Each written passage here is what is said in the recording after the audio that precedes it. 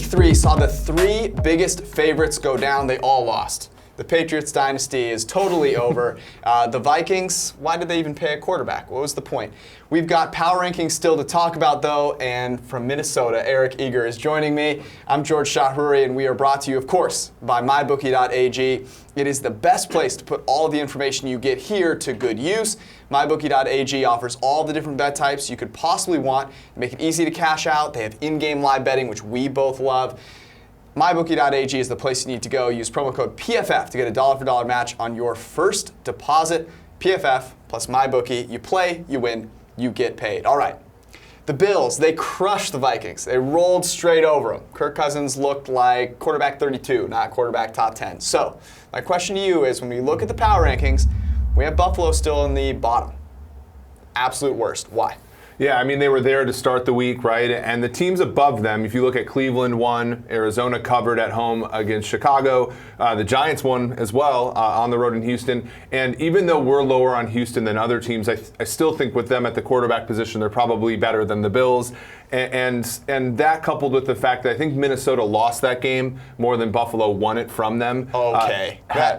The rose-colored glasses can come off now. This is Minnesota native Eric Eager. I think you make a lot of good points, right? There aren't that many terrible teams. Yep. And look, last week was great for the Bills. Their defensive line absolutely dominated the Vikings, and overall an impressive performance. But weeks 1 and 2 still happened, right? And those are the things that are important. We have to remember that it's not just last week, and I think that's going to be important as we look at some of the other tiers here.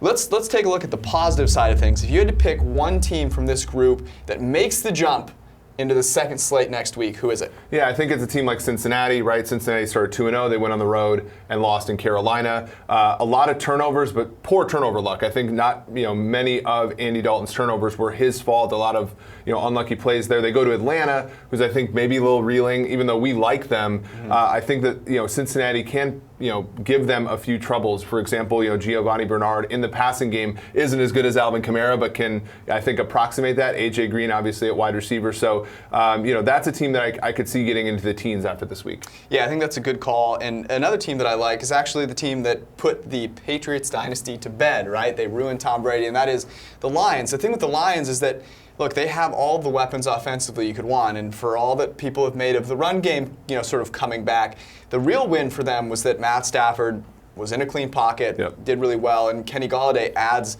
a third dimension to that wide receiving core, which could potentially be really lethal. So I think we could see them make a little jump here. Let's move on to 20 through 11. Your Vikings make their appearance here after getting totally dropped by the Bills, and this is where I think we see the effect of that game take place. Yeah, and they have a tough matchup this Thursday against the Rams, and then the next week against the Eagles too, so there's a real chance that they could be sort of in the middle of the teens in a couple weeks here. A tough schedule is not trivial here. The one team I like to look at here is the Chargers, right? So they start out, they lose to Kansas City at home, right? They get a victory in Buffalo, and then they lose in the Battle of L.A. They have the easiest schedule moving forward here, according to PFF ELO.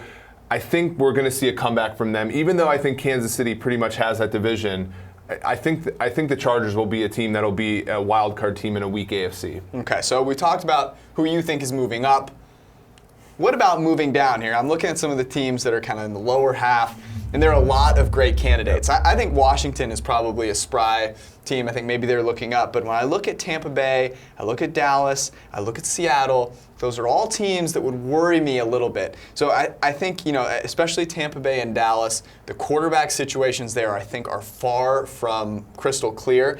So it wouldn't be surprised to see Cincinnati or Detroit make the jump up, and one of those two teams kind of drop down. Yeah, and speaking of Chicago at the quarterback position, Mitch Trubisky's been one of the worst players at that most important spot through 3 weeks. They happen to be 2-1 because their defense, I think, is really good, and their schedule has been pretty easy so far. So I think that is also a team that, right now they're in first place in the NFC North, but I don't think that lasts very long. Yeah, your Vikings won't be either. Let's move on to 10 through 1. I'm doing my best, by the way. I'm doing my best to trigger you here. 10 through 1, Baltimore comes in at 10. We've got Jacksonville, one of those teams that was heavily favored that got dropped last week. The Panthers, the Steelers, and the Falcons round up 6 through 10. Thoughts on those teams?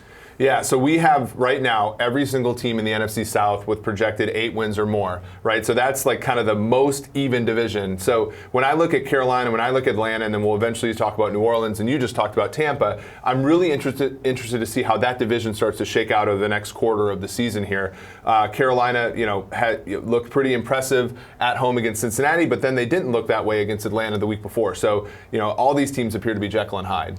That Atlanta-New Orleans game was a rough one. Watching it back, it was sort of remarkable how well Atlanta played in most spots, and then for about 10% of the game, just couldn't figure it out, right? They had the punt blocked, they couldn't figure out the end of the half thing, couldn't call timeouts right at the end of the game. And those things allowed a guy like Drew Brees to win that game, by 6 or 7. I can't remember if they kicked the extra point or not. But the point is, I think people are devaluing Atlanta a little bit, and we're like, hey, they're still a top 10 team. Let's not totally write them off. Let's go to 5 through 1, and 5 is where we see the Patriots. They drop from 2 to 5, obviously on the heels of that loss in Detroit. So tell me this, why just a 5? Yeah, I mean, it takes models like this to unlearn, right, all of the things that New England has done over the past however long they've had Belichick and Brady. And so, yeah, they started the season at 2. All the way down to 5 here. I think, if we start to see them lose to teams like Miami, we could see them out of the top 10, but it's really hard to overlook the fact that they still have the league's best quarterback in Tom Brady and probably the league's best coach in Bill Belichick. Not to mention, Rob Gronkowski, I think, is actually pretty decent as a tight end. They get Josh Gordon, who potentially, if nothing else, is at least a decoy this week. I think Edelman coming back. Look, there were 2 guys on Gronk the entire time. And with any semblance of a secondary threat, you're not going to be able to do that and get away with it. So I think there is a lot of room for New England to grow. September is always a learning month for them, and half their secondary was hurt. We have to be careful about September with New England, right? Last year at the end of September, they were 2-2, right? They're 1-2 now. They have a big game against Miami, but ultimately, again, as you said, they're kind of figuring things out right now with the suspensions and the injuries. Had the easiest schedule coming into the season, so I'm not worried about New England. Okay, let's get out of here on this. Next week, when we're sitting here, the number 1 team is who? I think it very well could be the Los Angeles Rams. Thanks for stealing my answer. Because they play a good Vikings team this week at home. I think in terms of our system, beating a team like that, and with the Vikings struggling at the offensive line, having a quarterback like Kirk Cousins, who I think is probably even overmatched here by Jared Goff, who's been terrific so far. I think the Rams blow the Vikings out here. I do think that they will have enough to elevate themselves above Philly. You heard it here first. Minnesota Vikings fan Eric Eager has declared that the Vikings will get blown out in Los Angeles this Thursday night. You can find him on Twitter at PFF_Eric. I think the Rams win that game, and I agree. I think they're our number 1 team next week. We'll see you guys next time.